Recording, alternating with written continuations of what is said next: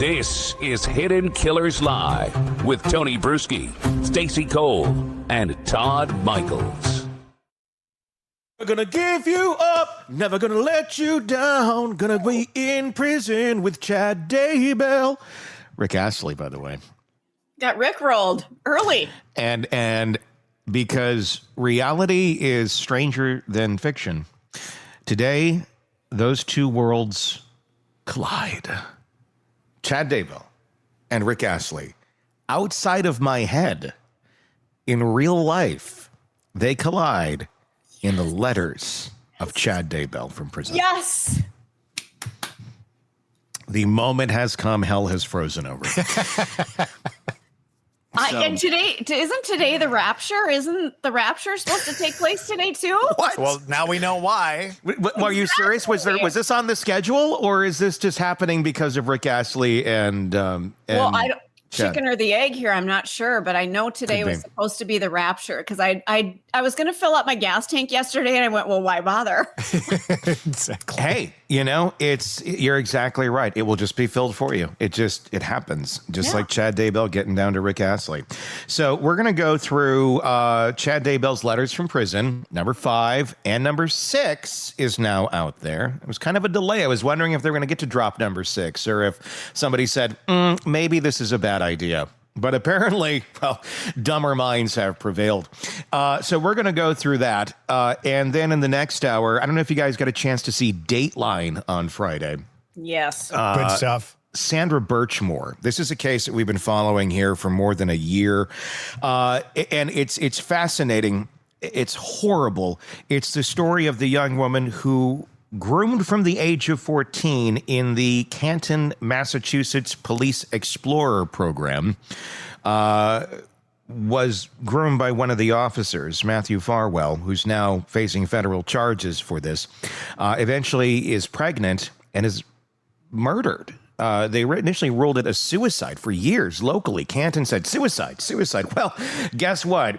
One of the officers that was involved, with her and the whole damn thing, they're facing charges now, and it goes way back, and it involves at least 4 officers essentially passing this young woman around like a piece of meat, and it's so disturbing and such a cover up. And yes, I said Canton, which is right by Stoughton, which is right in Karen Reed country, which is right in Proctor country, which then you also go, oh, well, what's the other case that they've had issues with? The Anna Walsh, the Brian Walsh case, where they try to get all the evidence thrown out because Proctor was the lead investigator on that. Well, they didn't throw it away.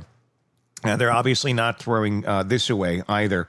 But it shows a systematic corruption problem within that general geographic area, within those general departments that share resources. Now, because one is bad over here, it doesn't necessarily make this one over here. They're all very separate, very different cases. You can't say, well, because there's a cover up here, every crime in this area is BS. No, you can't. But there is certainly what appears to be quite a cover up that took place. And we're going to dive into that. Bob Mata, defense attorney, is going to be joining us in the next hour to go through all of that. But we're going to start today, like I said, Chad Daybell and the letters. We've been going through them. This is his prison letters. He's trying to tell his side of the story. And we've made it up to letter number 5. Who's excited? This is my favorite. I'm just beaming over here. I just can't get enough of this. In Chad's own words, because we've AI'd Chad, basically. Took one of his speeches some years ago. So when people go, well, this doesn't sound real, Chad doesn't sound real. No. Chad's horrible at reading. Chad reads at about a 3rd grade level.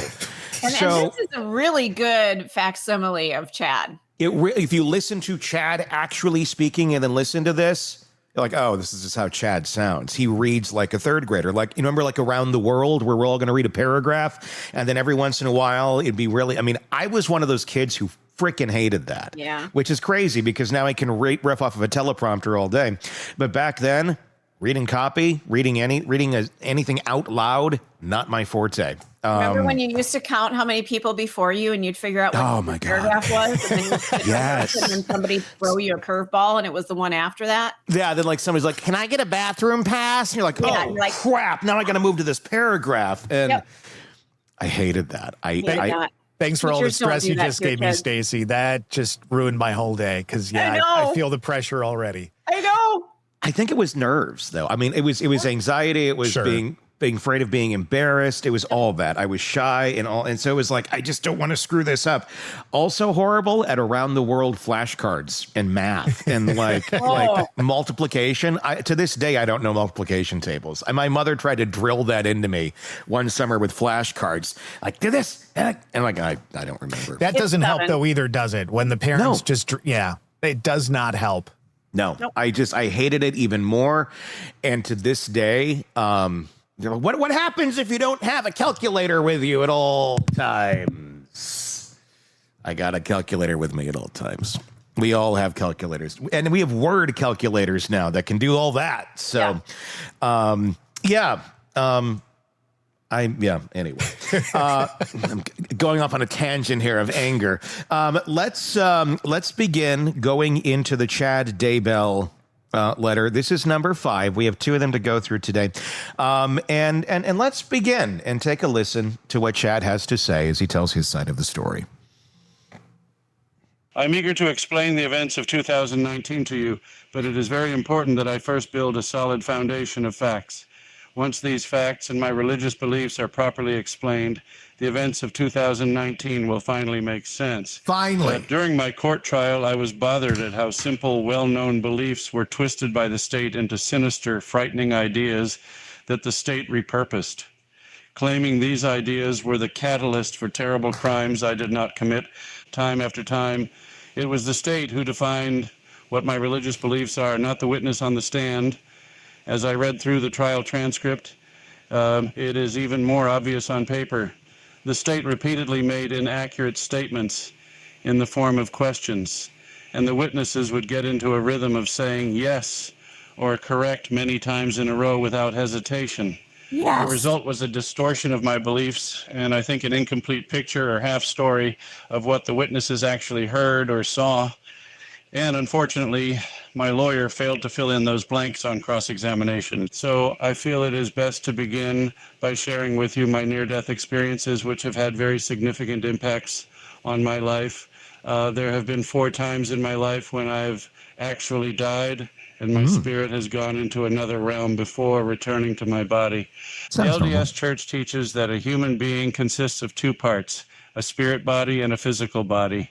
The spirit body resides inside the physical body and gives it life. When we die, the spirit and the body separate from each other. The spirit continues to live and goes into the spirit world while the body ceases to function. For example, picture your spirit as your hand and your body as a glove. The glove is just a covering, and it can't move without your hand inside it. A near-death experience, Like a condom. or NDE, is like when the hand is briefly removed from the glove and then put back inside. NDES can be found in historical records dating back thousands of years among all races, nations, and religions. They have been part of LDS lore since the church was founded, and NDEs were regularly printed in the church's newspapers and magazines. Many NDES indicate, as LDS doctrine confirms, that before we were born, we lived as part of a heavenly family. We were eager for the chance to come to earth and receive a physical body. We understood it would be a challenging experience, but that our time on earth would help us grow emotionally and spiritually. We all helped write our own life plan or blueprint for what we would accomplish during our lives, who we would interact with, and when our life would end. Most NDES occur when someone dies, but it isn't their time to go. They are sent back into their body to complete their life mission. My first near-death experience was rather short, but it's had a profound effect on me. It was August 1985, and I just turned 17. I was at Flaming Gorge Reservoir in northern Utah as part of a church youth group that included several of my friends. We had started the day by leaping into the reservoir from cliff ledges along the lake shore that were about 20 feet high. That was fun, but then we noticed a 60-foot high cliff that jetted out over the water. It looked like a natural diving board. We saw someone jump off it, and soon we were scrambling up the hillside to reach it. Once we got up there and saw how high it truly was, we were intimidated, but we were also stupid teenagers. My friends convinced me I should jump first. I shook off my nervousness and gazed down at the water below me. Finally, I pushed off with my right foot and began my descent. I remember thinking, this is taking a really long time. When I eventually hit the water, it felt like I had slammed into concrete. A shock went through my entire body, and I saw a flash of white light. I felt an audible pop at the base of my skull, and I thought, oh no, I broke my neck. I also wondered if I'd cut open my forehead because there was a brief searing pain above my eyes. I quickly realized something even more alarming had happened. My spirit was partly out of my body. The best way to describe it is that my physical body went deeper into the water than my spirit did. This caused my spirit to pop out through my head, but with my spirit's knees stuck in my skull. Yeah. In other words, for some reason, I didn't make it all the way out of my body. It was more like 3/4 out. During those few moments, I was in another dimension. I saw an endless white plain in all directions, and I heard a deep, rich melody that sounded like a synthesizer. As I pondered the music later, it was very similar to a song called 1984 that opens Van Halen's 1984 album. Jesus. Oh, The song is an instrumental that is just over a minute long. It was and 85. It definitely has the same uplifting, rich, heavenly sound that I heard while out of my body. I noticed the pain was gone that I had initially experienced. There was a soothing warmth surrounding me, and I saw little pellets of light and energy rushing toward me from all directions. These pellets were absorbed by my spirit, and I felt wonderful, even euphoric, and at complete peace. However, my physical body soon started to float toward the surface. My spirit quickly reversed course through my head and was sucked back into place. I instantly felt chilled and somewhat paralyzed. I must have taken a while getting to the surface because one of my friends who had been standing on the shore had jumped into the water to rescue me. He grabbed hold of me and towed me to the water's edge. All I said to him was, "Something snapped when I hit the surface. I'm done for the day." After I returned home from Flaming Gorge, my entire body was sore for a week. I felt off-kilter, like my body and spirit were disjointed. Sometimes my right eye would go blind, but if I hit the side of my head with my palm, I could see again. On the other hand, I was spiritually changed. Let's stop for a I'd second. glimpsed another dimension, and it had felt like home. So this is what death apparently sounds like. Do not invoke Van Halen. This is, I guess, this is how death sounds. Van Halen synthesizers that lead into Jump. I'm making a list of songs that Chad has ruined for me for the rest of my life. Whitney's on the list, and now Van Halen. Want more on this case and others? Then press subscribe now and don't miss a moment of true crime coverage from Tony Bruschi and the Hidden Killers podcast.